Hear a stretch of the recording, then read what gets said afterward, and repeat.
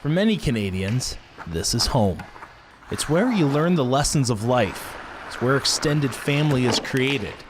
In so many ways, hockey is Canada, and Canada is hockey.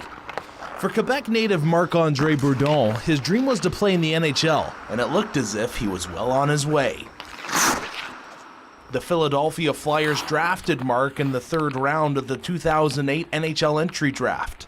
Unfortunately, during Marc's second year of professional hockey, he'd be sent down to the lowest minor league affiliate possible. You know, that's not the path you want to have in your life. You want to move forward. And actually, that turned out to be something really good for me in my career because that's where I heard about God for the first time. I went to chapel because all the guys were going. And when I went to chapel, I heard from God, but I didn't think much of it. Like, I just ate the free meal. I was like, okay, that's, good story, but this is just a story. And coming back in the AHL the next year, there was some guys from Greenville, and we started going to chapel there. And I really, I kind of started reading the Bible slowly but surely. I was still not, believing in it, but it started to, sink in. And I got called up to the NHL after 14 games, so that was pretty special. His dream had now become a reality. Marc had put on the Flyers sweater. However, the true life-changing event would soon follow. Flyers had a really good team. They had defensemen like Timonen, Colburn, Matt Carl, Meseros. They had all guys that were established, so there was absolutely no spot for a new guy, and it made room for me, and I was like, wow, this is happening, I made it.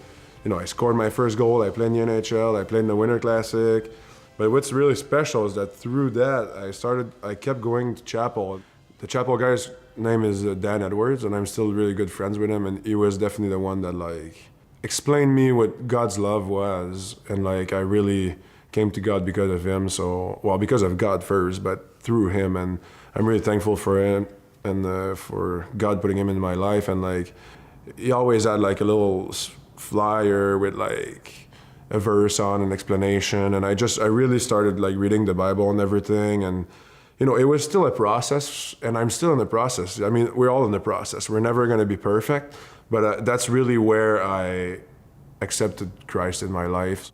I'm convinced that God got me to be a Christian when I played through success in order to prepare me for what was coming. With a promising career in front of him, the next 2 seasons for Marc would be filled with trials. Marc would only be able to play in 24 games over the next 2 years, and at the end of the 2013-14 season, he'd be forced to retire at the age of 24. I think when I had my concussions, I was like, what? God, I prayed, I was a new Christian, I didn't really know how to do it. I was like, God, I trust you with my life, but please help me, but I don't know how I'm gonna do this. So, I started praying and everything, and I was praying for God to touch my heart so I could understand more and become a better Christian. But I was also praying for my career to go on until I'm 50 years old. Obviously, if I could, play in the NHL and have a great fate, that would have been the ideal world, but I just don't think that was meant for me, so I got over it because of God. There's no way I would have got over it if I didn't, get to know God.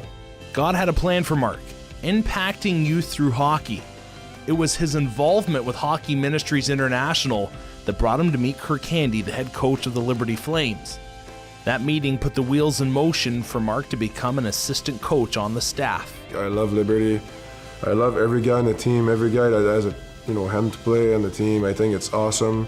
God's got a plan for me, and I will follow it, but I love Liberty, man. It's like ministering, being with these guys. I have hands with 25 players every single day for the year, and through just loving them and trying to shine your light, some hearts are going to be touched.